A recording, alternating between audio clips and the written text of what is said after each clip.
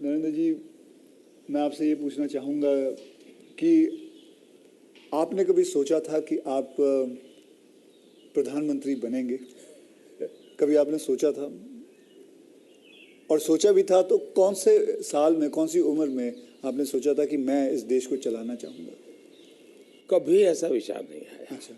और सामान्य लोगों के मन में बात गले नहीं उतरती है। शायद जो बन जाते हैं सबके जीवन में ऐसा होगा।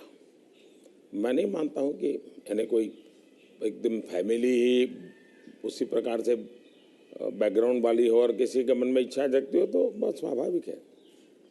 वरना मेरा जो फैमिली बैकग्राउंड है उसमें तो अगर मुझे कहीं अच्छी सी नौकरी की भी मिल गई होती तो शायद मेरी माँ अड़ोस पड़ोस के लोगों को गुड़ खिला देती कि चलो भाई बेटे को वहाँ नौकरी मिल गई, क्योंकि उससे ज़्यादा हमने तो कुछ सोचा नहीं था, गांव के बाहर कुछ देखा नहीं था। ये तो ऐसे ही यात्रा चल पड़ी और देश मुझे लेता चला गया, तो अपने आप ही बनते चले गए। सब कुछ जिम्मेवारी आती गई। बहुत ही मतलब नेचुरली रहा है इसमें। वैसे मुझे मेरी दृष्टि से, मेरे व्यक्तिगत जीवन की दृष्टि से अननेचुरल लग रहा है। ओके। क्योंकि मेरा बैकग्राउंड, मेरी दुनिया, आज की जो राजनीति का तौर तरीका, उसमें ये सब बैठता ही नहीं जी।